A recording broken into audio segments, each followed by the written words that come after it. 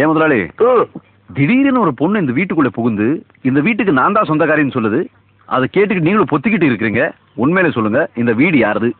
சொன்னா தீத்துற போறியா? என்னால முடிஞ்சதை செய்யறேன், சொல்லுங்க. கரெக்ட்பா. இவ்வளவு நாளா என் மனசுக்குள்ள இருக்க விஷயத்த யாருக்கிட்டயாச்சும் சொல்லணும்னு நினைச்சேன். அதுக்கு ஒரு நல்ல வாய்ப்பு கிடைச்சிருக்கு. உங்ககிட்டயே சொல்றேன், உட்கா ப்ளீஸ்.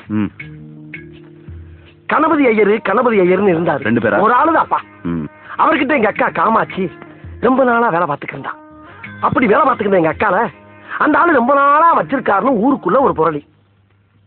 அதை கேட்டு நான் ஆக்ரோஷப்பட்டு நேரா அவன் வீட்டுக்கு போய் அவன் சட்டையை பிடிச்சு எங்க அக்கால வச்சிருக்கியா முன்னடா அப்படின்னு ஒரு வார்த்தை கேட்டேன். அவன் என்ன சொன்னா?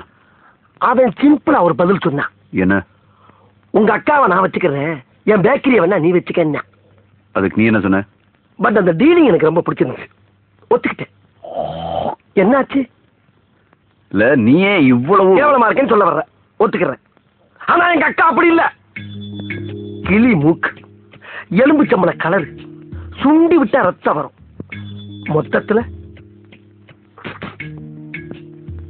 Super figure. ஏப்பா துப்புற? கூட பிறந்த அக்காவை ஃபிகர்னு சொன்ன ஒரே தம்பி நீதாயா? கொஞ்சம் ஓவரா போயிட்டல. ஐ அம் வெரி சாரி. இன்னொரு முக்கியமான விஷயம், உங்க அக்காவை இன்னொருத்தர் வச்சிருந்தா? சொல்ற கேளு. 25 வருஷமா என் மனசுக்குள்ள பூட்டி வச்சிருந்த என் குடும்ப ரகசியத்தை உன்கிட்ட சொல்லியிருக்கேன். இது நமக்குள்ளதான் இருக்கணும். கடுகளவு வெளியே கசிஞ்சா கூட உன் முதலாளியை நீ உசுரோட பார்க்க முடியாது. நான் போய் படுக்கிறேன். இங்கே படு. இவ்வளவு கேவலமான விஷயத்தை எவனாவது வெளியே சொல்லுவானாயா? அதை சொல்லிடுவேன்னு பயந்தாப்பா அவன் இங்க படுக்க சொல்றேன். சரிடா.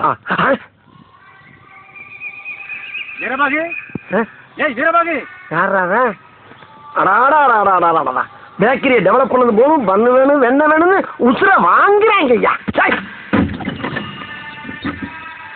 என்னையா?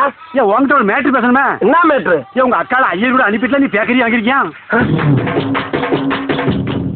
ராத்திரி பூரா நம்ம கூடதானே இருந்தா, அதுக்குள்ள இந்த நியூஸ் எப்படி வெளியே போச்சு?